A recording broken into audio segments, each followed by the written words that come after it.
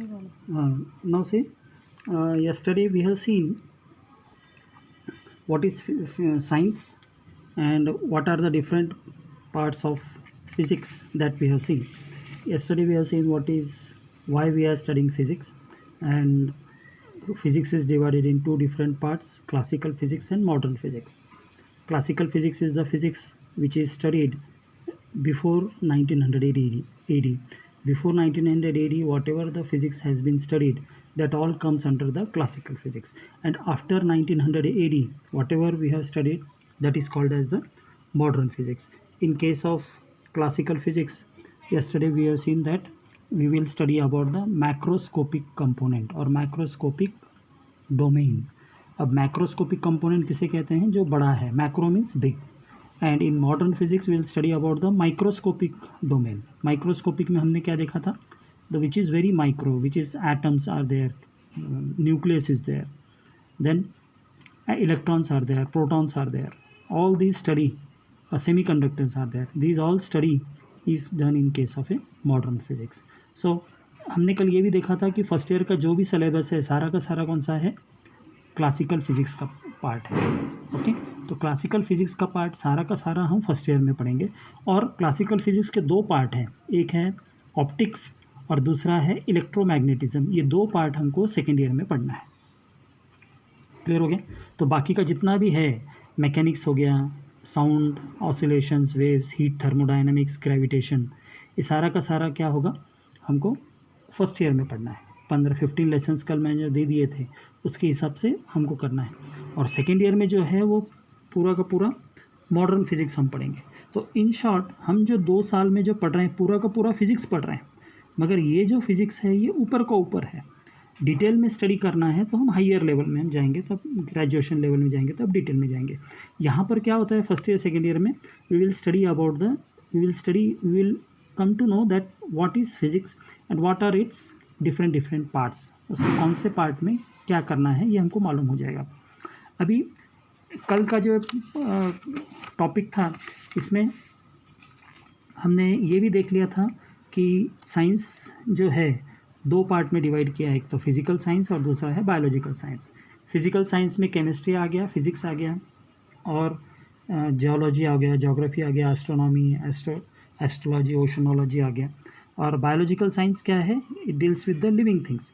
जो non living thing के बारे में है वो फिजिकल साइंस में पढ़ेंगे, और बायोलॉजिकल साइंस में हम किसके बारे में पढ़ेंगे? लिविंग थिंग्स के बारे में पढ़ेंगे.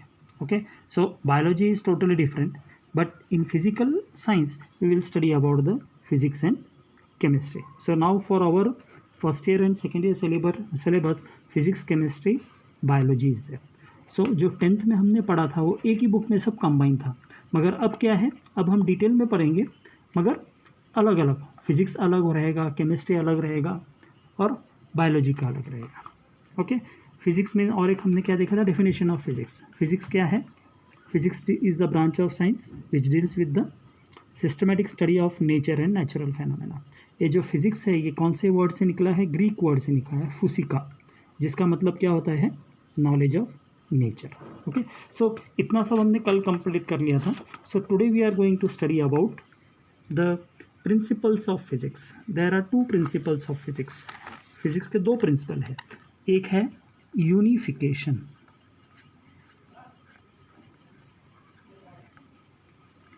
और सेकेंड है रिडक्शनिज्म. इन 2 प्रिंसिपल के ऊपर सारा का सारा फिजिक्स हमको पढ़ना है, और ये इजी होता है. नाउ यूनिफिकेशन मतलब यूनिफाई करना, कंबाइन करना. सो जैसे कि अब सिंपल एग्जांपल लेते हैं, ग्रेविटेशनल लॉ. ग्रेविटेशनल लॉ हम 10th में पढ़े थे. What is gravitational law? F is equal to G m1 m2 divided by R square. ये ग्रेविटेशनल लॉ किसको एप्लीकेबल है? ये एप्लीकेबल है apple falling. Okay, this was given by sir Isaac Newton. Who has given this gravitational law? Sir Isaac Newton. Okay, further this law is applicable for planets and sun. Okay, around the sun all the planets are revolving. Further, this law is applicable for electrons which are revolving around the nucleus. मतलब कैसे है, unification में हम क्या कर रहे हैं, हम स्टडी करते हैं किसी भी लॉ के बारे में, मगर एक ही लॉ दूसरे हर एक एप्पल फॉलिंग के ऊपर भी एप्लीकेबल है, around the sun planets are revolving उसको भी एप्लीकेबल है, और इलेक्ट्रॉन्स जो है न्यूक्लियस के चारों तरफ घूम रहे हैं उसको भी एप्लीकेबल है. So in all these three cases Newton's law of gravitation is applicable. So this process where we are uniting, where we are combining the different aspect to explain one concept only, that is called as unification. तो unification और एक बार समझ लो, unification में क्या करते हैं. Here we have taken the example first apple falling. जब apple गिरा था नीचे तो Newton was the first person to understand, to make it why the apple is falling down, and because of that what has happened, he has given the law of gravitation. So by after giving this law of gravitation, now later on the scientists came to know that this law is applicable for the planets which are revolving around the sun. Okay, further in detail when they studied, they understood that the electrons which are revolving around the nucleus, 10th में हमने पढ़ा हुआ, 9th 10th में पढ़ा हुआ है कि nucleus में protons and neutrons are present and electrons are negatively charge, they are revolving around the nucleus. तो ये जो इलेक्ट्रॉन रोटेट हो रहा है न्यूक्लियस के चारों तरफ, this is because of which law, this is again because of this gravitational law. What is the formula, G is equal to m1 m2 by r square. So this law is called as, this principle is called as the principle of unification. तो unification का मतलब क्या है, where what we are going to do, we are going to study about the combined effect of 2 to 3 phenomena. तो यहाँ पर क्या है, different physical phenomena can be explained on the basis of some concept and some laws. So these three concepts we are explaining on the basis of this, all these three concepts we are explaining on the basis of this universal law of gravitation, that is called F is equal to G m1 m2 by r square. तो इसको क्या क्या कहते हैं हम, law of और principle of physics, that is unification.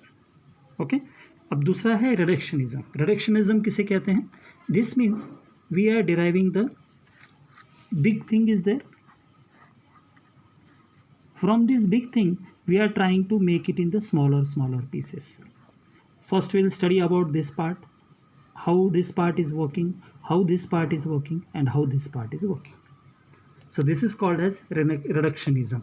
In reductionism what is happening is the complex system, okay, is divided into small pieces. अभी इसको अच्छी तरह से समझना है तो सिंपल एग्जांपल से समझ लो.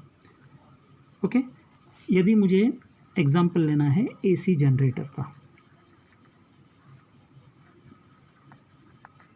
suppose I am taking the example of an AC generator. When I am taking the example of an AC generator, it is a full component.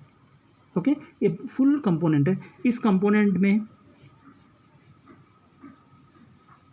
Pulleys रहेंगे, शाफ्ट रहेंगे, एक में मोटर रहेगा,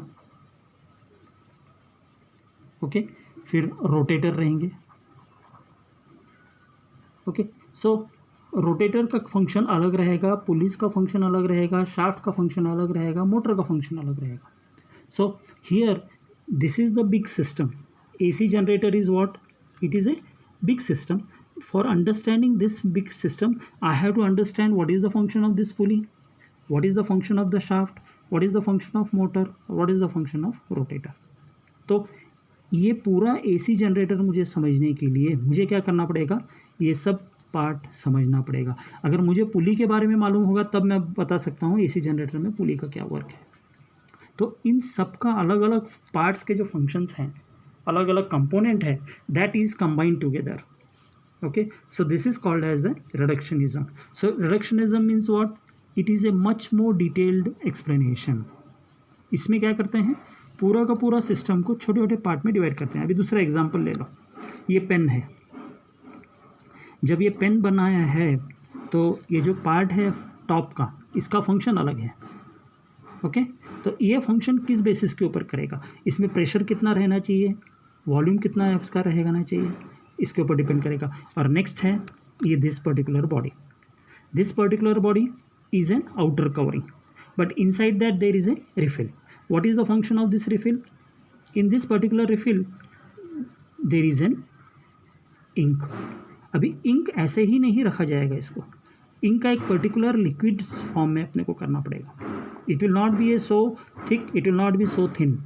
Okay, so it will be having a definite proportion. Definite proportion this will be working. If suppose the liquid whatever is inserted ज़्यादा पतला हो गया तो क्या होगा, ये पेन में से बाहर निकलेगा, और ज़्यादा गाढ़ा हो गया तो क्या होगा, पेन नहीं चलेगा। तो इसमें क्या है, ये पेन बनाते समय में हमको क्या करना पड़ेगा, इस सारे के सारे ऑप्शंस उसके ब्रेकअप करके अंडरस्टैंड करना पड़ेगा। इसमें क्या निप का क्या फंक्शन है, फिर इंक का क्या फंक्शन है, all this things we have to keep in detail. So what is reductionism? Reductionism is working to explain in detail. It will help to explain, it will help to understand the various phenomena involved in the complex system. एक complex system में कितने process involve होते हैं, ये पूरा का पूरा हमको रिडक्शनिज्म में मिलेगा। विद दूसरा एग्जाम्पल है thermodynamics. In thermodynamics what we will study? We will study about the temperature. We will study about the temperature, pressure, volume. Okay, this temperature, pressure and volume is going to understand, and also we will study about the internal energy. This temperature, pressure, volume, internal energy we will study in the thermodynamics. But this thermodynamics will explain in the same case if we consider the kinetic theory of gases.